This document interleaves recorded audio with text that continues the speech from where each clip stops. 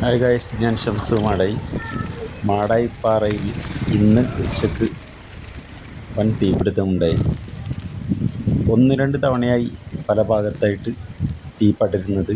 ഇപ്പം road side അമ്പലത്തിനടുത്തും ആശ്രമത്തിൻ്റെ അടുത്തുമായിട്ടാണ് ഇപ്പം തീ പിടിച്ചത്. വൻ ദുരന്തമാണ് ഒഴിവായത്.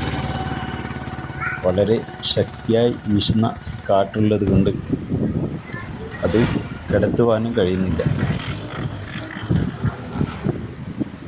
ഒരുപാട് ആൾക്കാരുടെ പരിശ്രമത്തിനിടയിൽ ചില ഭാഗങ്ങളിലൊക്കെ കടത്താൻ പറ്റി.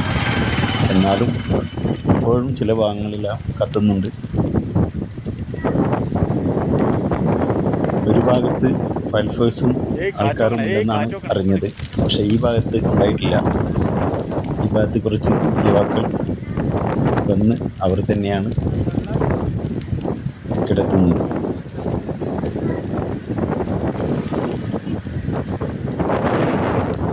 എന്താണെന്നറിയില്ല, വളരെ ഭയത്തോടെയാണ് ഞാനിത് ഷൂട്ട് ചെയ്തത്. കാണുമ്പോൾ തന്നെ പേടിയാവുന്നു.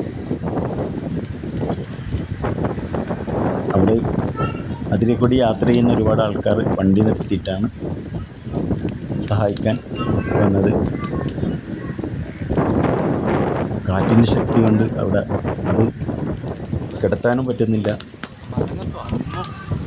എന്നാലും വളരെ പണിപ്പെട്ട് വളരെ പ്രയാസപ്പെട്ട് യുവാക്കളത് ഏകദേശം ഈ ഭാഗമെല്ലാം ക്ലിയറാക്കിയിട്ടുണ്ട്.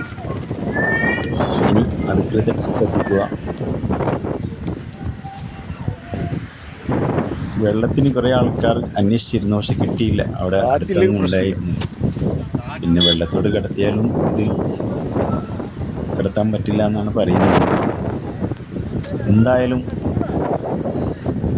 യുവാക്കൾ ധൈര്യമായി ഇറങ്ങി അത് നിർവഹിച്ച്